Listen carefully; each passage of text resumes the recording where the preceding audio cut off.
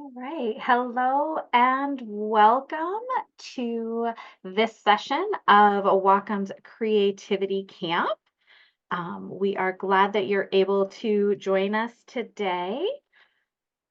I am Michelle from the Wacom team, and I will be hosting our session with Jocelyn Short, Crafting Compelling Character Designs. So I am super excited to have the pleasure of introducing Jocelyn Short, an illustrator and concept designer creating artwork for the fantasy, sci-fi, and horror genres in comics, video games, and film. We have lots of great information and things in an interview that Jocelyn shared with us on the Wacom blogs. You can also catch up with Jocelyn on any of the uh, social media sites listed here, as well as on her website if you are wanting to learn more about Jocelyn. I would, without any further ado, I'd like to introduce you to Jocelyn and invite her to come on and start our session today. We're all excited to learn from you. Hi, everyone. Thank y'all for being here and showing up. Y'all are some real ones. I see we got 47 people down there already. I love y'all. Y'all are the best. Y'all are the greatest to ever do it. Oh my God, thank you so much. I'm gonna go ahead and get started. I think is it time it's time for me to share my screen. I think it is. So I'm gonna go ahead and do that. Um, all right.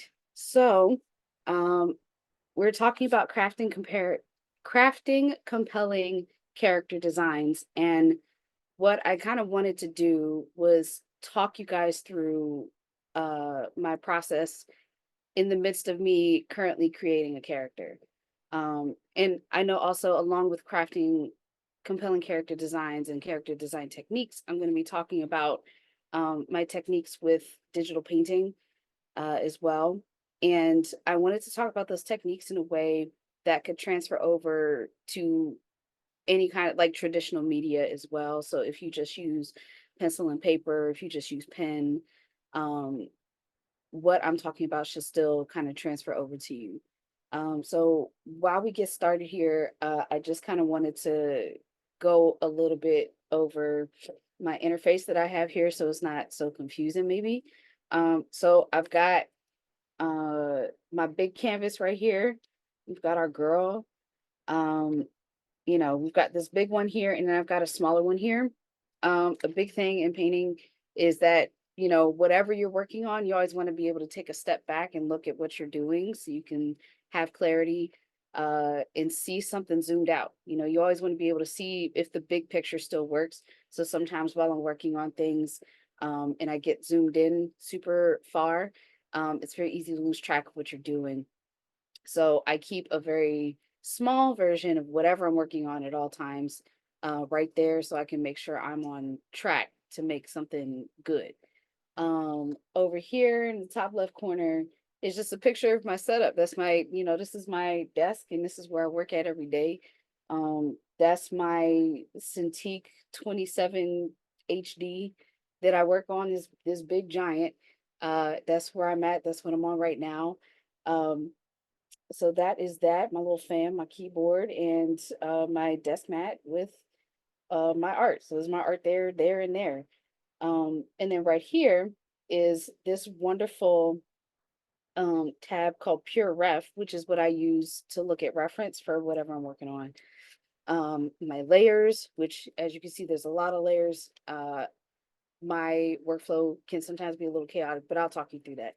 And then my color swatching tab, very small, out the way. All right, so let's go ahead and get started. So starting with thinking about making a compelling character design. Um, this right here, what we're looking at is one of my bearers, part of my bearer series. Long story short, they're spirit couriers. Okay.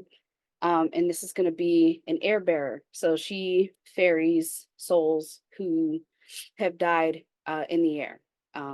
whatever way that may look like, whether that's a plane crash or you lost oxygen somehow, um, you know, you suffocated, things like that.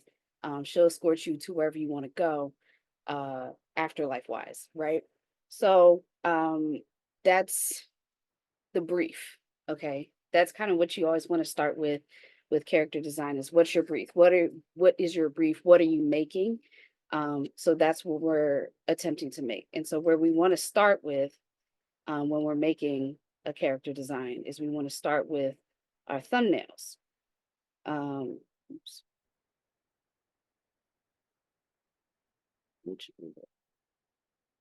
there we go. So um these were my thumbnails. These were my quick rough ideas that I wanted to start with, trying to flesh out because my initial thought was like, okay, it's an air bearer. All right, what am I thinking of to try to make this interesting? All right, so the visual ideas behind my bearer's characters is that um, there's avant-garde fashion involved. There is church attire involved somehow. There's funeral attire. So we've got a veil, we've got gloves for our ushers. And most of my characters are in black and white. Uh, but also they're almost like deities. So they should feel big, they should feel powerful, and they should feel larger than life. I wanted them to feel like you could touch them if they were in front of you, but it should feel like very scary too. So that gives me license to kind of design bigger, larger than life, um, more drama. So that is something to think about with your character designs as you're designing your own characters. What's the brief? So what's the function of whatever you're designing? What's it for? Is it for animation? Is it for film? Is it for a video game? If you're designing a character for animation, like who is the audience? Uh, yeah, what is the genre? Okay, so like with this, the genre is fantasy. The tone is darker. Our audience might be someone, maybe not too much older, but like maybe not a small child. Um, excuse me. Um, yeah, so that's we want to think about like, okay, who is this for, first of all?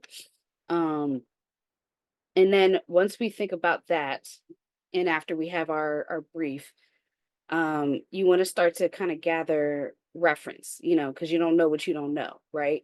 So I have a small set of reference here, but I also wanted to pull up um reference that I had pulled from the internet also. So Pinterest is also it's a great um way to kind of gather reference from all over very quickly.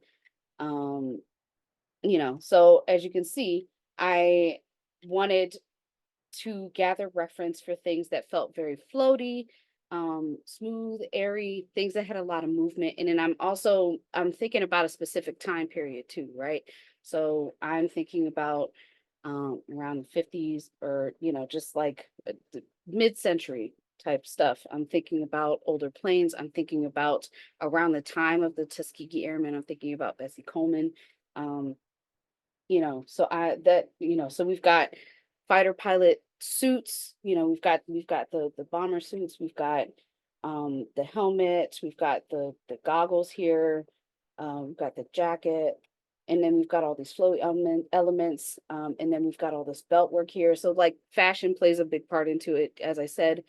But uh these elements all kind of play a part sometimes, whether you have a story already for a character you want to design or whether you don't. Sometimes it's not even sometimes, more often than not, I'm designing first and then I'll come up with the story after. So just because I'm more of a visual person first. That doesn't have to be that way for you. Um, if you're a story first person, you want to think about the context first for what you're uh trying to design around. So what is the time period, what were people wearing, what were the attitudes of that time, you know, if like, especially if you're creating something that's more grounded in reality, you want to think more specifically about that. um you know, if you're even more fantasy based, you still want to be thinking about like, okay, well, what is the context of this world? You know, is what is the society like? what what kind of people are, you know, what is the general sentiment of the society, or like my main ensemble of cast if you have one, um that kind of thing. And so I just also want to reiterate, as I'm talking through this, one thing that is going to be a consistent theme is like, what is the context of your character? Like in uh what realm does your character exist in? It's like that Kamala Harris quote that's been going viral where she's talking about, we exist in the context of all that came before us and all that came after. It's like that with your characters, okay? Because your characters don't exist in a vacuum, or at least the most interesting characters do not exist in a vacuum, okay?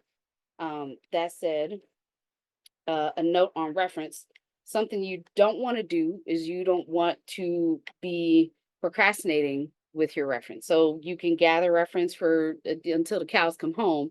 But the point is, you have to see something that's interesting that you're going to actually incorporate into your character designs. You know, things that you enjoy, that feel, you know, like good ideas for your designs. You want to start to include them. Okay, so I'm gonna go ahead and minimize that. So I had started just kind of with a feeling of what I wanted for this character. And so, um, you know, for number one here, I was thinking about, you know, her general kind of attitude. I wanted her to feel like she's a star, right? She's a star. She's out here in the world, and you see me kind of mimicking it, you know, pantomiming it, you know, do that also.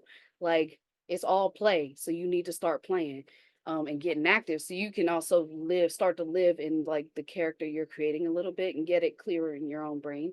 If that works for you, that's a technique. Try it, you know.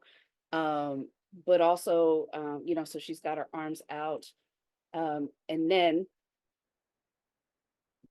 and then at the bottom, we've got, you know, this kind of sweeping thing. I was thinking of like maybe having a fallen parachute behind her. And mind you, I don't have a full story for this character yet, but I just have remnants, and sometimes remnants are enough to get you started. Like a remnant is always good enough. And even stereotypes are good enough to get started, you know, to get you on the path of coming up with something interesting. So we've got this fallen parachute, you know. I'm going to zoom in a little bit here so we can see what I'm talking about.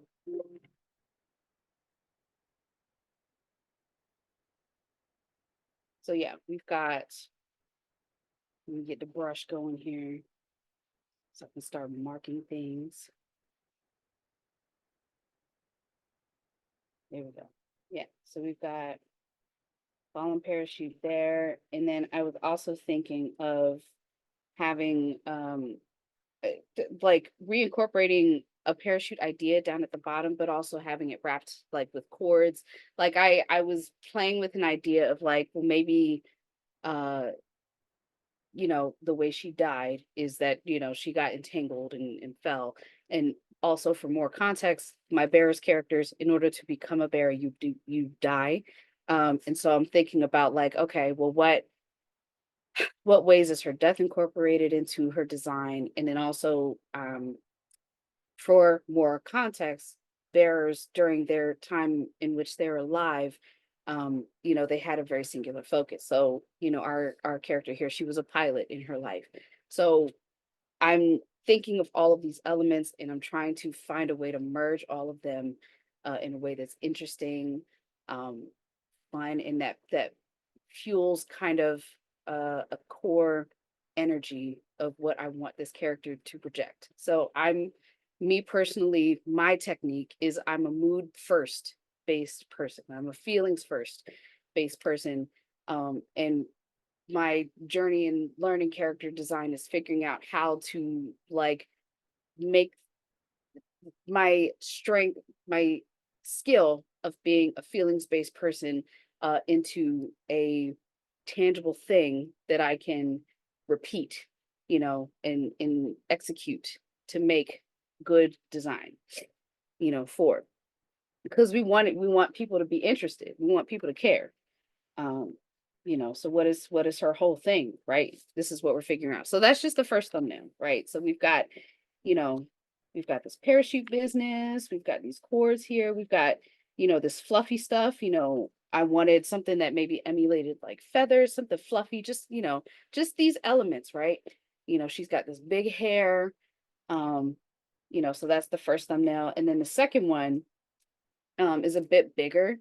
Uh, and just looking at it, to me, it feels almost like Carnival. Like she's got, this big piece, these giant this feather. It's not even wings, but it's like uh uh, uh a cape almost, kind of like a very long, big wing slash parachute cape. Um, Type deal. And then she's got like, you know, plain wings on the side here that I was trying to figure out, So this is me starting to try and figure out elements and how do I incorporate them and make them feel not just tacked on there. How can I make them feel um enmeshed, right? So um I tried another idea just because I was like, okay, we're playing with these elements here. Um you know, but I wanted to get back to a little bit the core idea of like, we have to stick to the pallbearer fit, somehow we have like that stuff still has to be core. And so a good way to think about it is once you think about all these elements, what are your percentages? So like what percentage of your design needs to be pallbearer-esque? What percentage of it needs to be uh avant-garde? What percentage of it needs to uh be fantastical and unrealistic, having those in mind. And there's no hard and fast rules when you're first thumbnailing, right? But these are things to just kind of keep in mind while you're experimenting, like, okay, well, maybe this next thumbnail will have these percentages, and so on and so forth. And you can thumbnail till the cows come home until you have something interesting. Like that's the point. It's supposed to be fun and light. Nothing you have to hammer down right away.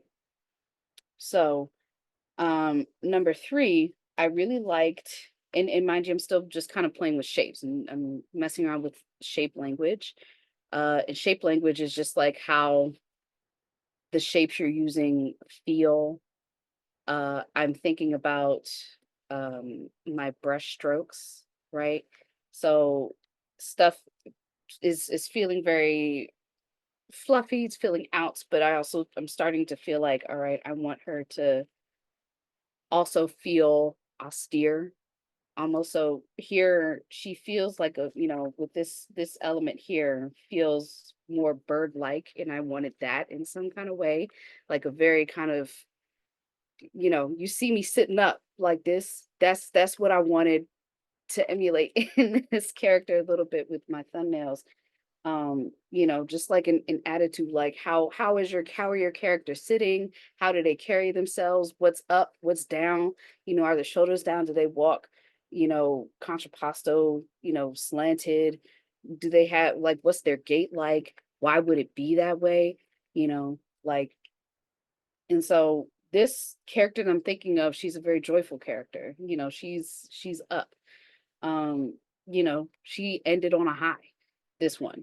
Some of my characters in this Bear series don't, but she does. And so she's nothing really is getting her down. She's up. And also with that means I wanted the values, the literal like values of her design to be like lighter. And most of my characters have like darker colors. It's either black or gray, and I still wanted that in there, but I wanted her to have like more of a higher key. Higher key just means you just lighter colors overall in your composition. So, we've got these fluffy arm areas here. We've got bits here that are pointing up. Okay. All right. And then we've got stuff pointing down, which I was still experimenting with the wings here. We've got these kind of poofy pants. I was thinking about like pilot pants, keeping this element here of like these parachute bottoms wrapped with cords, um, you know, and this over here is a similar kind of idea. But I kind of like the idea of like this kind of fluffy ascot here. Um, and just kind of adding some more stuff. Like I was like, okay, maybe she has some elements that are kind of floating around in the air. Um, just to indicate movement. That's another thing you can do. Just like the way I'm moving my brush and like these elements that are kind of floating. Um, and also like just indicating movement makes your characters feel alive. So whether that's, you're adding extra elements that, aren't even on top of the character, but like you can incorporate that um in the material of the clothes that your character has on, so like how is this character moving? Um and also, I think I spoke on it a little bit, but like the pose that you decide to use for your thumbnails can also help communicate and ingrain in your head the kind of character that you're working with. Like, uh, if she's got this big pose that's out, like, all right, you have that in your brain. Like, I know sometimes I'll start with a very static pose to, figure out clothes, and then sometimes I can get lost because the pose is so static that I'm not sure who this character is. Like it takes me longer sometimes to figure out if I don't already start with a rough kind of expressive gesture of like who this character could possibly be. Um so okay, so these were my thumbnails here. And then I'll show you what I chose or what I started with.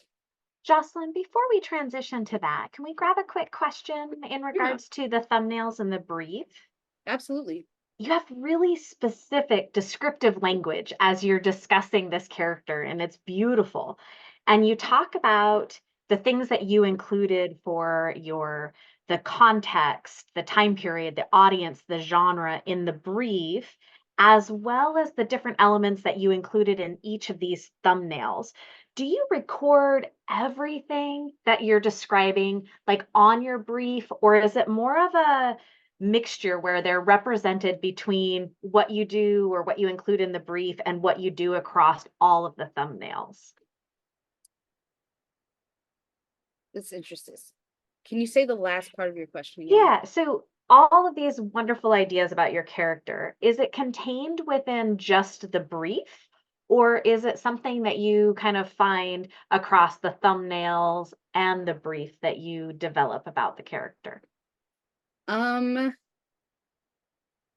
okay, I understand your question. It's a very good question. I I'll say this. I try to start with as detailed of a brief as I can, and then as I Yeah. go on, the brief might get more detailed. Um, because sometimes what you experiment with with your thumbnails can start to inform a new story or Mhm. something more interesting to you, and so that might change the brief in a way. Sometimes you want to be careful with that because you don't want to get lost in the sauce.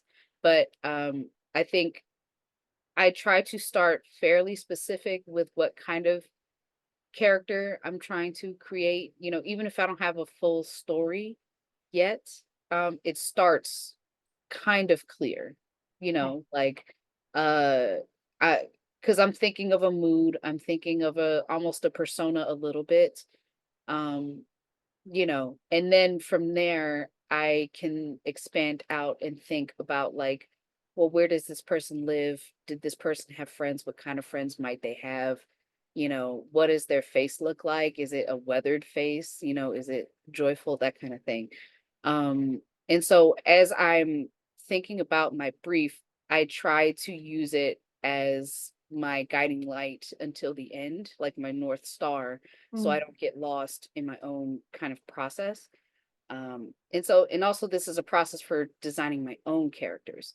If you're designing a character for someone else that has a story, you want to stick to their brief as much as possible. While still trying to give them something interesting. And so in order to give, like if you're working with a client, um, in order to give them something interesting, you still want to ask these questions, like about the brief, like if the character is maybe not as specific sometimes, like maybe someone has a brief that is more generic, and maybe they give you a little more free reign, and sometimes they don't, but you still want to ask these questions just for yourself, because for you as an artist, as a designer, the more specific the better, you know. um yes, does that answer? I think that's great. And we had a comment in the chat from Bill just saying that, you have to be, he's guessing you have to be more specific along the entire process when developing each part of the character. So thank you so much for going into that detail for us. It's great. Absolutely, no problem. um and so, okay, so I made this thumbnail big, and I think I was having trouble kind of figuring out like next steps with this.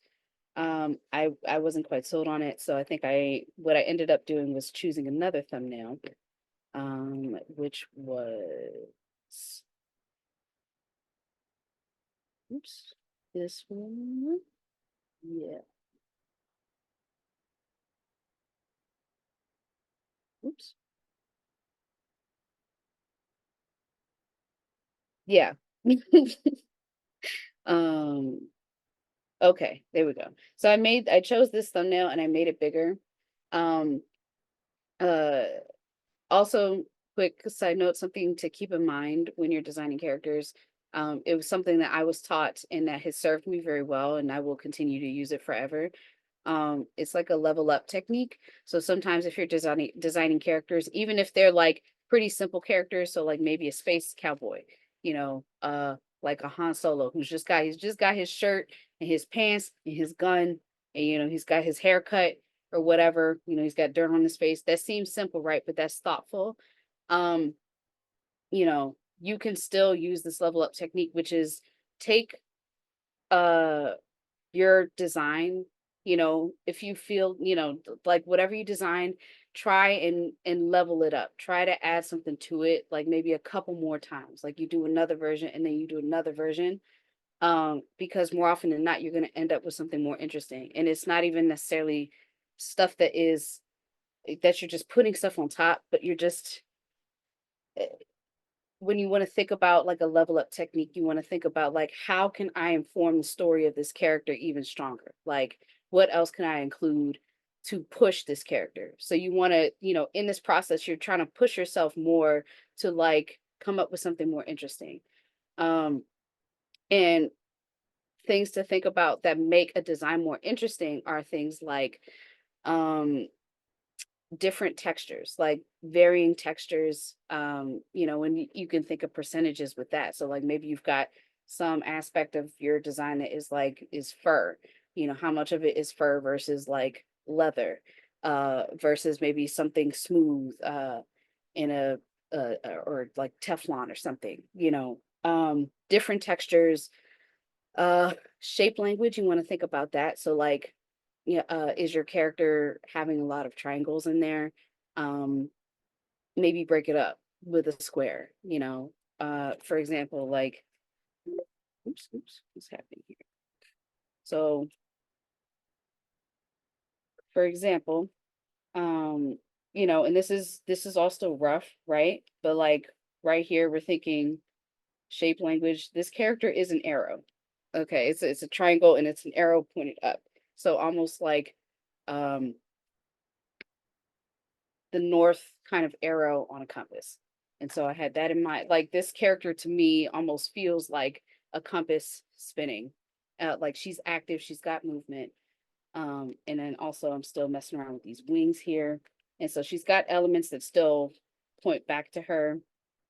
Um, all this kind of stuff.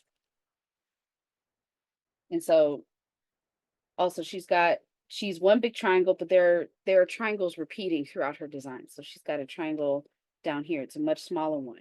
All right. And this kind of leads to another technique that you want to keep in mind when thinking about like shape language, which is just about visual balance, is big, medium, small. Okay. All right. So you've got a big shape. You've got maybe a medium shape. And then you've got a small shape. All right. And in this, there's variation. There's variation already. There's interest there. Um, you know, everything is not the same size. And these three things aren't even the same color. So you want variation. Like the key thing, that you want to keep in mind with this stuff is like it's supposed to be fun, but it's supposed to be interesting. That's always the thing. If you are feeling like, you're not even sold by the design, you want to keep these techniques in mind to push these ideas, like what else can I try? Like when you're designing your problem solving. So get curious about your problem. How can I tackle this? What else do I need to do to add to it? So, um, so I'm thinking about, these big shapes. I'm thinking like these elements here. Oops, let me put the red pen back on really quickly. So yeah, this area right here, I'm thinking it's like a big fluffy kind of ascot collar, like it's a very dramatic thing. I'm thinking right here, like these elements are almost like belts, like oversized belts that would carry a parachute almost. All right. And she's got all these parachute elements around, you know. So like I I'm designing her almost like she's carrying um all of this stuff, but it's like very light to her. Like it's like nothing. And so I want her to feel again like she has movement, but also just when she moves and spins around, there's drama. There's all this drama.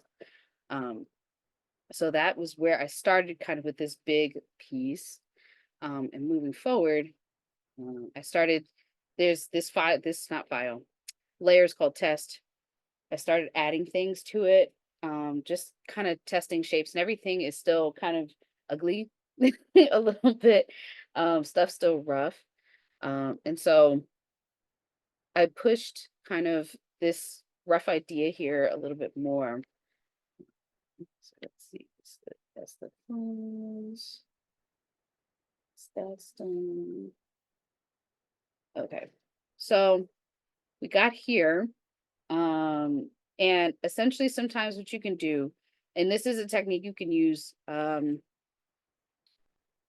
like all right, so the digital technique is, kind of using photos a little bit, from your reference, directly from your reference to kind of test and see what textures you're interested in using. And my goal with using the photo textures is just to give more visual interest, but then also I'm going to paint over the photos. And so the idea is that at the end of it, you shouldn't be able to tell where the photo ends and where the painting begins. It should be able to feel like one solid cohesive thing. Um, but to talk a little bit more about like where I went and where I'm at this step. Um, so I gave more detail to this kind of headpiece, this cowl. To me, this is almost like the avant-garde part of it. So it's kind of like the helmet that she might have on is almost like very elongated, very dramatic. So it's got this point down here, where you can almost think of it like if she's turned to the side, it's this very dramatic kind of slope crescent shape here. We've got like some jewelry a little bit here that is like adorning her puffs, um, as they should be adorned. We've got this puff kind of texture happening with the sleeves.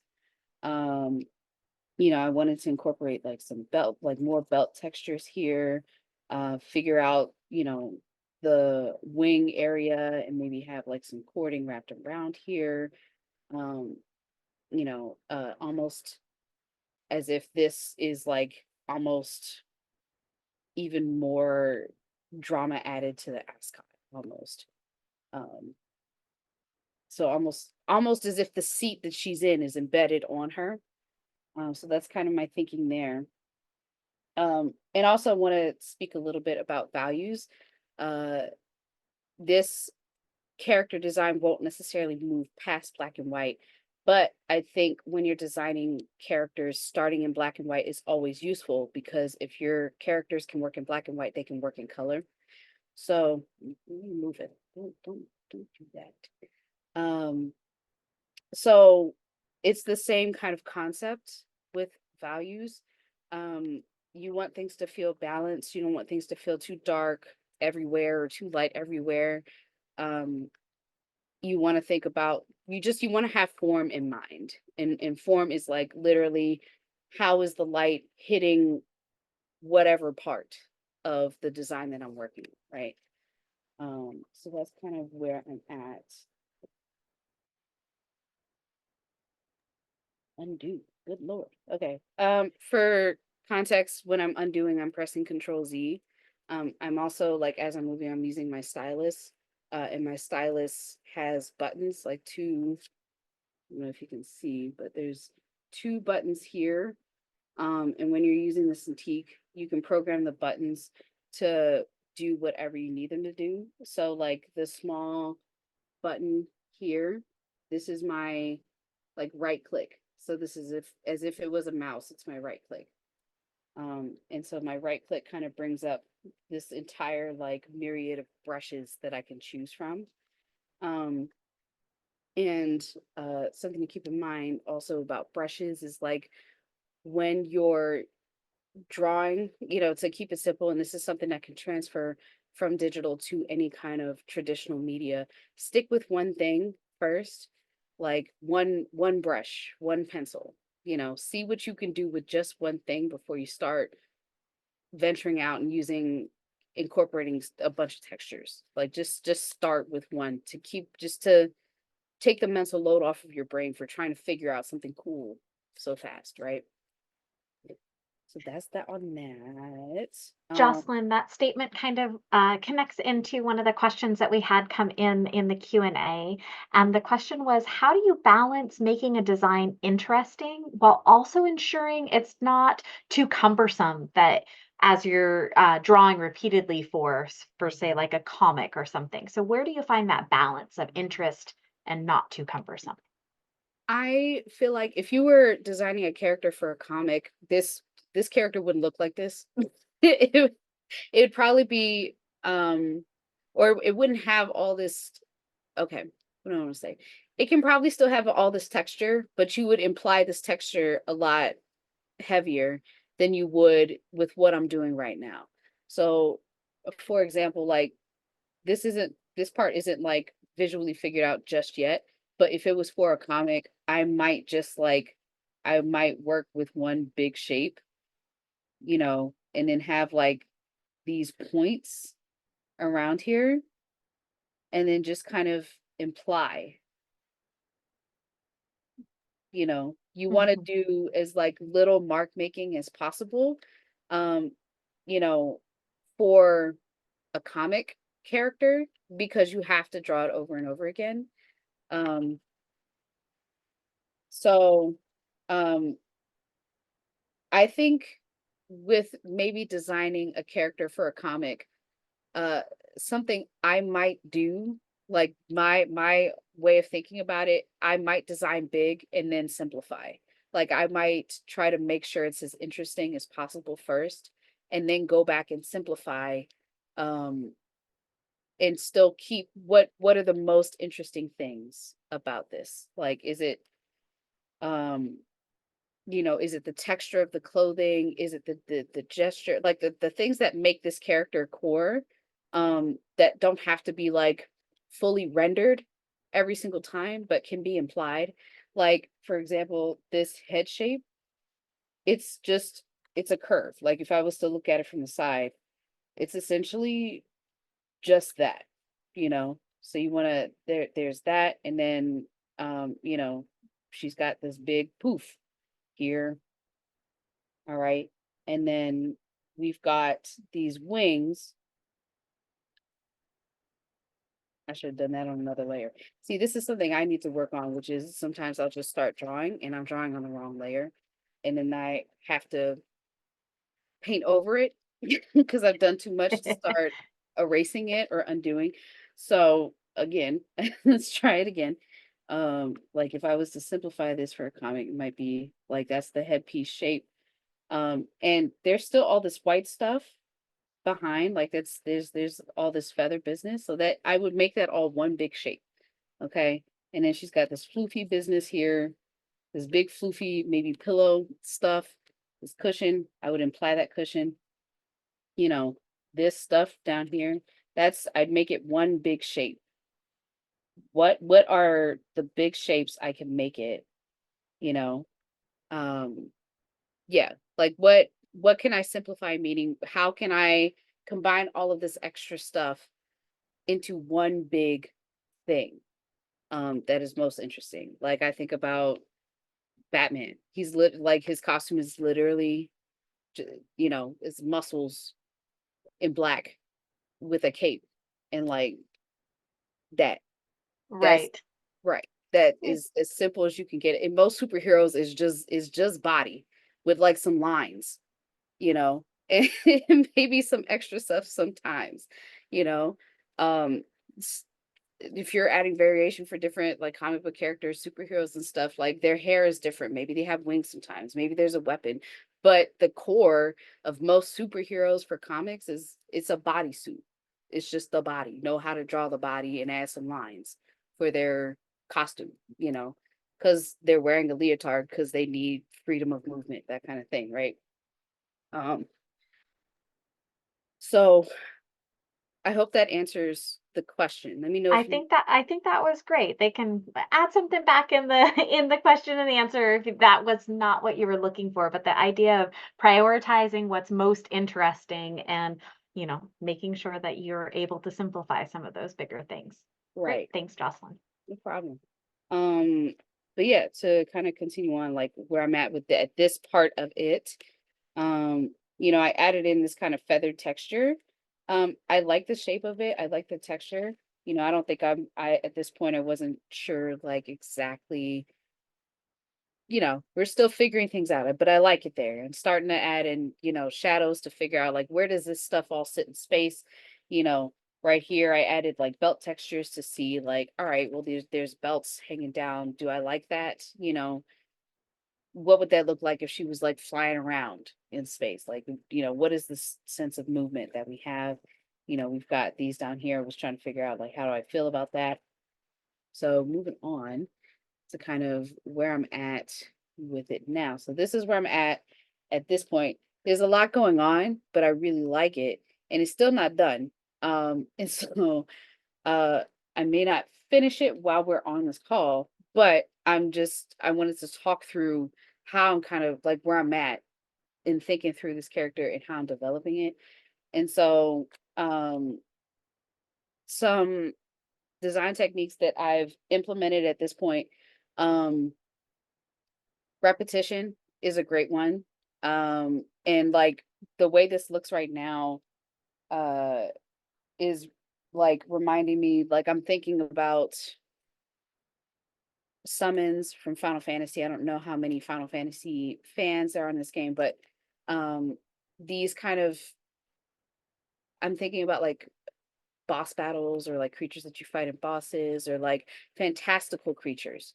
Um, they have so many different textures on them, but if you really look at them and study those designs, there's a bunch of repeating elements that are arranged in very kind of unique ways.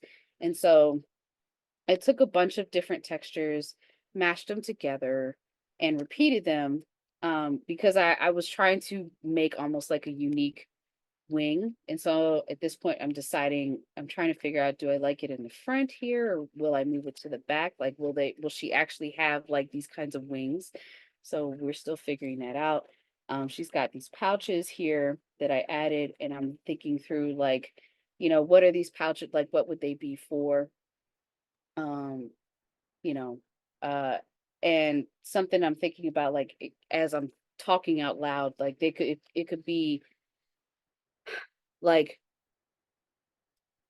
something that I'm that is currently a rule that exists in the Bears realm is like spirits have to move, but if they don't, like, and when I say spirits have to move, meaning they have to make a decision.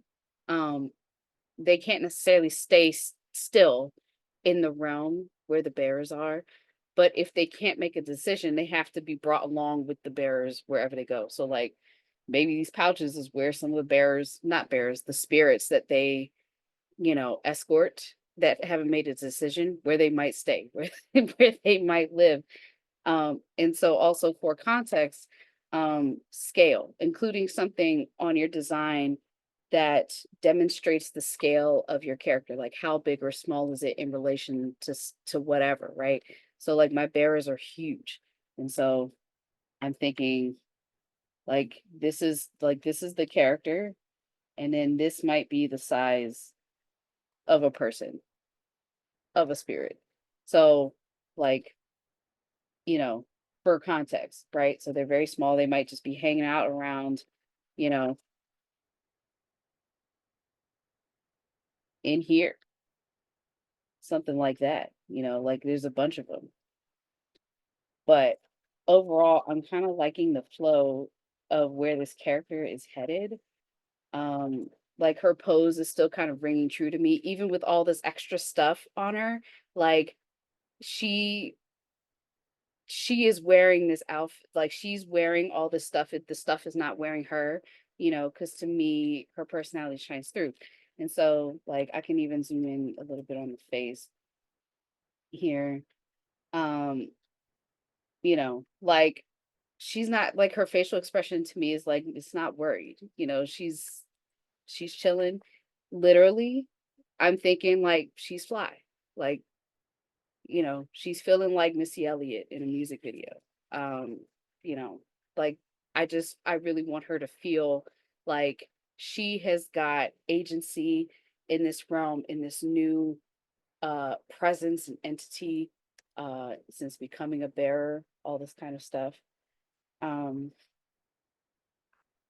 and yeah, I added this kind of area, which is like, I don't know what I want to call it. It's like cushioned, almost like a cushion type area. Um, what else is happening here? Like this area feels a little bit more not intentional, but like there's a like this area feel like, what am I trying to say? There are more specific sections I feel at this point in the design. Um yeah, okay. So this is kind of where I'm at. This is where I'm at with this. I can paint through it at this point. How are we on time? I can take more questions. Yeah, we have about 10 more minutes, and that'll bring us right to an hour. We do have a couple of questions that are hanging out. Would you like to do that now or hold those off till the end so you can be able to demonstrate the painting aspect? I can do it now and Okay. mhm. All right. Well, let's start with the first question that we had was, where are you finding your inspiration for drawing a character? um where am I finding my inspiration?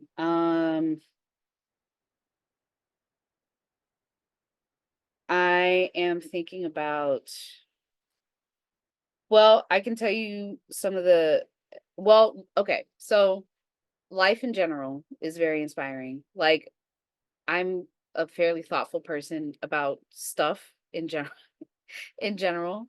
And so like uh just being observant, like being very observant about the world around you, and thinking like, you know, whatever you see, even being curious about the mundane or whatever you might think is mundane, you know, uh you can look at it and decide like, oh, that's interesting. I thought the concept of the bears to be I thought like the idea of a procession, the idea of like the uniformity, um, with funeral proceedings, with the attire that um that at least Black people tend to carry when they are attending funerals, the level of decorum, like the white gloves, and then like this, there's also a level of like high dress. Um, I'm thinking about, okay, as I'm talking through this, I'm inspired by things that feel very powerful, that feel very austere, that feel bigger than me. I really like that, and I try to demonstrate that and emulate that feeling in everything I'm making. Like I always like things that give me chills. I want to try to make that happen. Um, and so I'm thinking about like things that feel very dramatic, affluent. Uh, how can I make that bigger, grander? How can I make that feel so big that it feels scary almost? Like it should feel Mhm. almost a little bit terrifying. Like that's, yeah, like, Goes back think, to that powerful. Yeah, yeah, yeah. it's So beautiful. thank you. But that's generally what is inspiring me. Like if I'm making my own characters. If I'm making someone else's characters, and they're telling me about their brief, their concept, what they want made, I am thinking about, I'm listening very intently because I want to hear what is cool about that concept to that person. And then I need to do my best to connect with that, like, like to be empathetic to how they're seeing the world. Like almost like try to take that on, and then you can add kind of like your own flavor of what is inspiring to you, and then it can mesh. Um, yeah. Great. Thank you. Mhm. So another question brings us back to the idea. I believe this came when we were talking more specifically about the development of the thumbnails, along with sketching on the Wacom tablet. Do you also do some design thoughts at the same time on paper while developing different parts of that character? So it does not, and I'm thinking this next part is attached to that top part, so it doesn't over design the main character on the tablet. Um, yeah, sometimes I'll definitely take notes. Sometimes I'll start that way. Like it might be a separate layer where I'm like, okay, like if I'm really stumped on a design and I need to like really take some time to figure this out, I might I might write down like what's working, what's not, you know. Like I might like for this, I might feel like, you know, there's a lot going on. What's the point? So that would mean like, define define focal points, um, maybe add more specific story,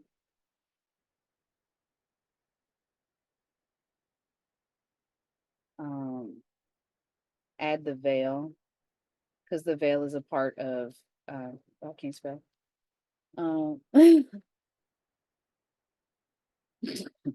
add the veil.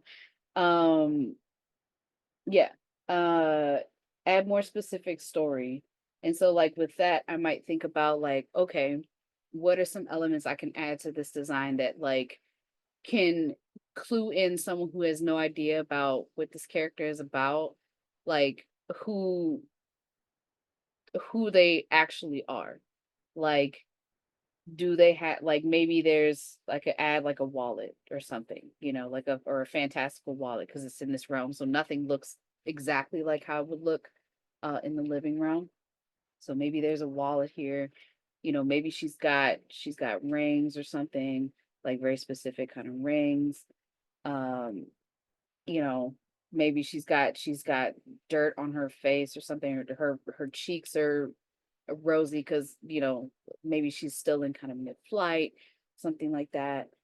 Or kind of windswept facial features, maybe her lips are chapped because she's in the air. Like the gloss is cute, but like, is that effectively telling the story of who this lady is? Um, like even all these elements that I added, like what can I do to enhance the story of like what frame of reference we're seeing this character. So is all this broken? It could be broken. And then you'll ask yourself, oh, why is it broken? What happened? Did this happen in the realms, happen while she was alive?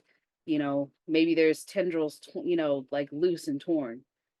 Something to maybe show like maybe she's been here for a really long time. Like maybe she's really like she's older.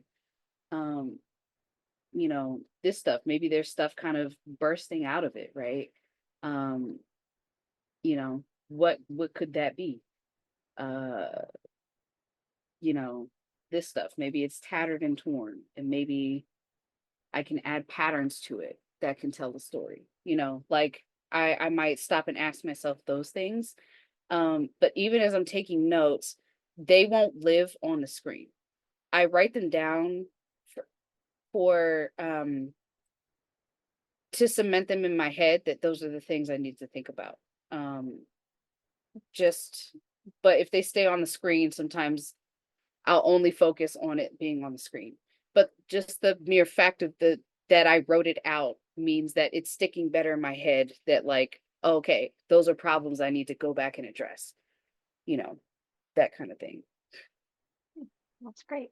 Our next question is a wonderful transition into what you wanted to demonstrate next. And it is, how is your coloring process? Like, how do you pick your colors and brush with them after your black and white rendering? How do I pick colors? So this character won't necessarily be in color, but if it was going to be in color, I I am a feelings mood first person, and which is very beneficial for thinking about color.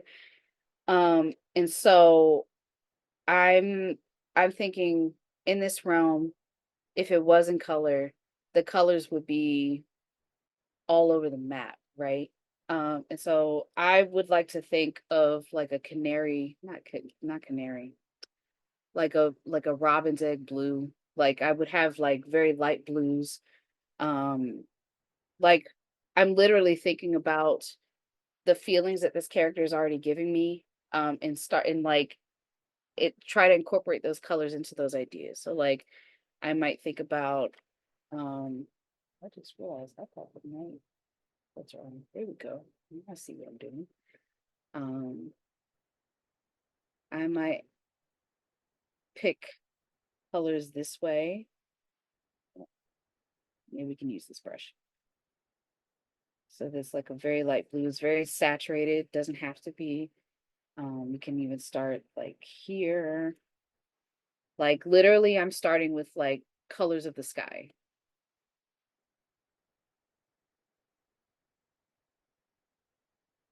Something there. Because I want her to feel like an overall lighter character. Um, so like we can see in the texture of these pants, like they're still like fighter pilot type pants. Like there's still kind of that vibe a little bit in this design. But something that could be fun is like, what if these pants were just yellow? And so like what I might do if I'm trying to experiment with color is I'll copy that layer, hide that. I'll make this overall design smaller.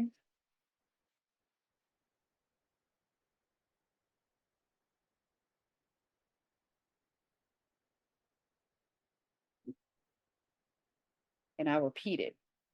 And so what I'm doing, I guess the keyboard shortcuts that I'm using, um, to copy a layer, I'm hitting Control Alt to select everything that's on that layer, and then I'm hitting Control C to copy.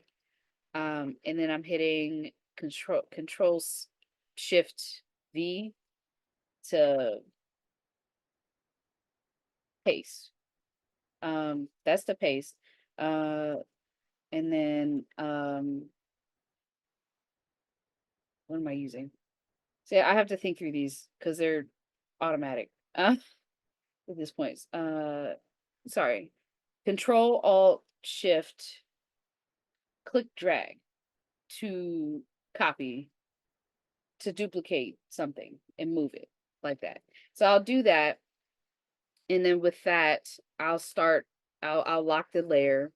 So to lock a layer uh is this kind of checkerboard icon right here, which is almost in the top kind of menu of your layers. Um and if you're not using digital anything and you wanted to do something like this, um post-it notes is a great way to experiment. So if you just have this design on paper, but you want to experiment with different things, take like a post-it note or even like an index card that's small and like tape it on top of your design and like use markers, or some kind of traditional medium, whether that's like watercolor or gouache, and use it and like paint on top of like that index card or that post-it note. Because then you can always move it, you can take it off, and you can add another post-it note on top of your design. So that's like a form of traditional like iteration. So all right, so back to this.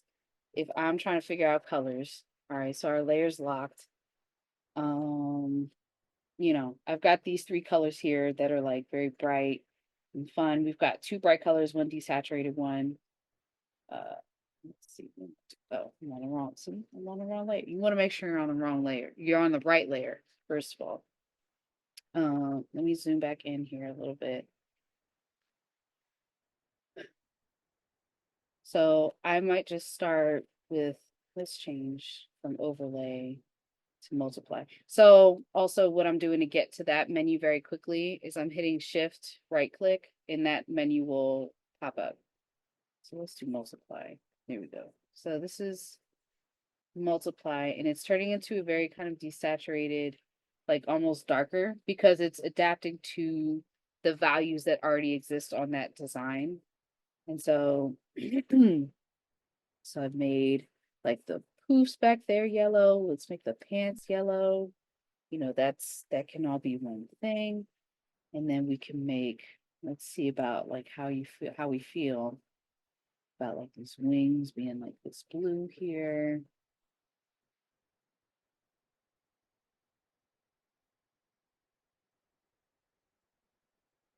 Maybe the headpiece is blue. See, I'd even want to add like maybe some orange in there. And then maybe like these back kind of feathery parts, maybe they're like a super bright yellow. And so as I'm thinking about like colors, I like blue and yellow go good together because they're opposite on the color wheel. But then I'm also playing around with like saturation. What is more saturated, what's less saturated. Um, so let's try like this desaturated blue here. Let's see about this orange again. Adding it here.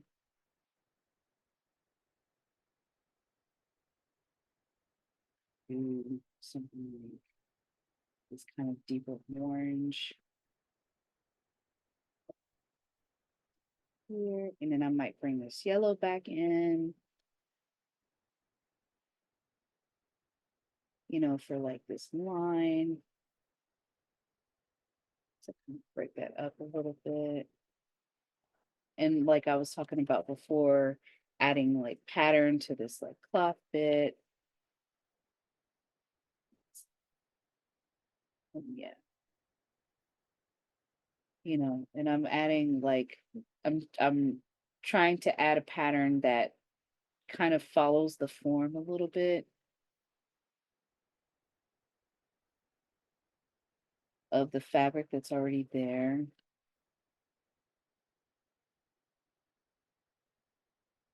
And also while I'm adding color with these kinds of adjustment layers, you still want to make sure that like the elements are still pretty clearly separated, like what's in front of what's behind what, that kind of thing. So let's see. I'm tempted to like add in a red now. Maybe not that bright, but like maybe there's red down here. And like also you can note when I'm designing, I'm using like a big brush. Like when you're thinking through a design, you don't necessarily want to get too small right away until you know exactly what you're doing. Um,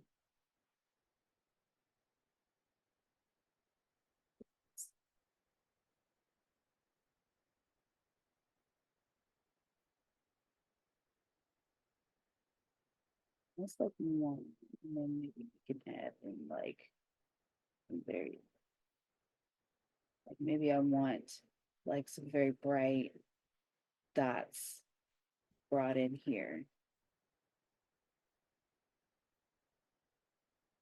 you know, and like this is already like she feels like an exotic bird here, which I like that a lot. Um, let's go to overlay, add in some skin tones.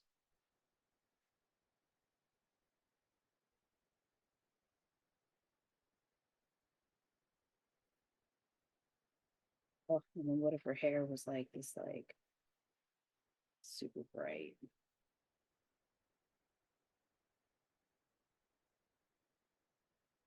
And then maybe this like fluffy part down here might be.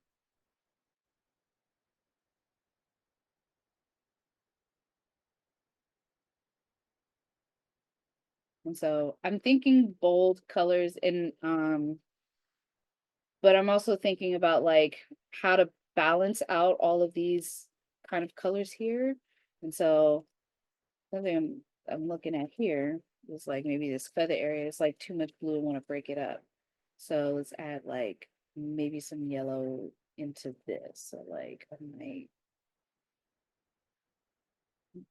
just like a couple of, just like a little bit, just to make it a little different. So now I have to change this. Like this big cloth thing here, I need to change that. I like that. That's right. That's what I was thinking about. So like this cloth part, I kind of like how it almost feels like a bird nest right down here too. So that's like one. And that was fairly quick. I might try the same types of colors, just in a different kind of way. So like maybe this is blue now.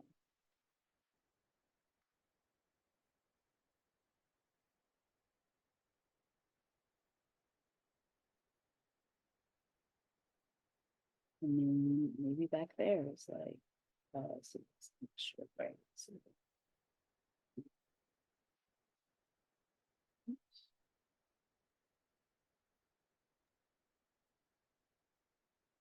Jocelyn, it's great to kind of hear your think aloud for this process of your color selection and as you're exploring. And thank you so much for kind of giving us that this is what I'm doing, right? Like not often do we get to hear like those processes and how you're engaging with the tools in front of you. So thank you for that. While you're kind of continuing on with these exploring of colors on your second one here, I'm gonna pop over into our questions to so that way we have a chance to kind of double dip and get the most out of our time because we are hitting the top end of our time together. One of the questions that we have, well, we have two questions in the chat currently about timing. So one was before we started coloring, how long does it take you to get from brief to right before we got to this point of coloring?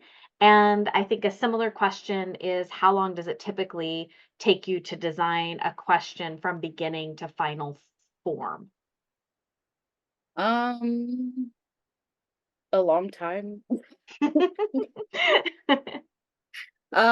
I That's something I need to get better on is having like really timing myself. I think it would help me. Like time yourself. I will suggest that that works. I've seen it work. I haven't done it, but I've seen it work. I know it works. And I need to do it. I will update you all on those results. But in general, how long it takes me to go from like beginning brief to final color and like deciding and stuff. Um, I've done this process in a week, where it's like maybe a couple hours at a time where I'm thumbnailing, and maybe I'm like taking more time to really think through a thumbnail. Like it should be quick, but like quick means 20, sometimes 20 to 30 minutes of like heavy thought of trying to figure out stuff on a small scale. And then sometimes what can make the process go a little faster is like when you start adding like photo textures to kind of get your brain wrapped around like some more ideas of like different shapes you can incorporate. Like that can help speed up your process.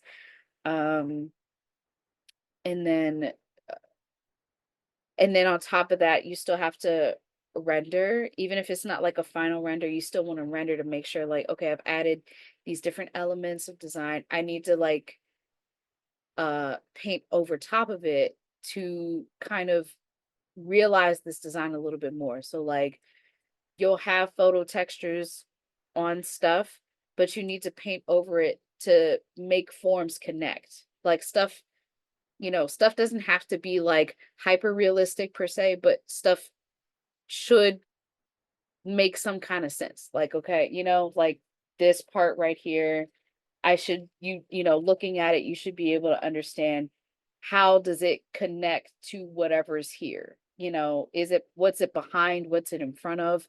Um, where does stuff sit in space? Like you have to paint that stuff in on top of your textures. Um, so that takes some time. That can take like a couple of hours. And then you go to color and you figure that out. And this, to me, color doesn't take as long. Um, when you just like understanding, keeping your color palettes kind of simple. But then also understanding like uh balance behind the colors you're using. And when I say balance, like, okay, is this whole thing gonna be yellow? Like, like, for example, I can color this whole thing yellow. She's this golden bird bearer lady. Oh my God, what's happening? Also for context, as a digital tool, I'm hitting the Alt key and and it'll bring up this eyedropper tool, but I'm also hitting right click and then it brings up the size of the brush and I'm moving my stylus left and right to make my brush bigger and smaller in real time. But yeah, so like keeping your colors simple, you could decide to just use two colors, like maybe it's yellow and it's orange. Then you can figure out like, okay, well, it can't be necessarily equal parts yellow and orange. Like maybe that's not interesting. So like maybe just like the top part here is orange, or like maybe that just this cowl here is orange and the rest is like different types of yellow, you know. Like you might have a more saturated yellow here and then, like you add that more saturated yellow like down here at the bottom. Uh like maybe there's like a crazy bright one right here or something, or even somewhere even smaller, like maybe just like there. Um, that kind of thing. So just kind of keep in control of your colors, like keep your palette simple in whatever other colors they should stay in that range. But to answer the question of time, like a fully designed character with all this accoutrement and pomp and circumstance and fully rendered and stuff, um can take a week, generally, like a fully rendered piece, I think. Okay, great. Thank you. Mhm. Um, as we're coming to a close, do you have any final thoughts or anything else that you would like to share with us before we wrap up? I think we've addressed a majority of the questions here. There's a few that are lingering. Um, and of course, there's a few accolades and compliments to your work in the question and answers that you can see afterwards as well. But any last comments, Jocelyn? Not necessarily. I'm very grateful that y'all decided to hop in here and listen to me talk about stuff for an hour. Y'all tight. Y'all are really cool.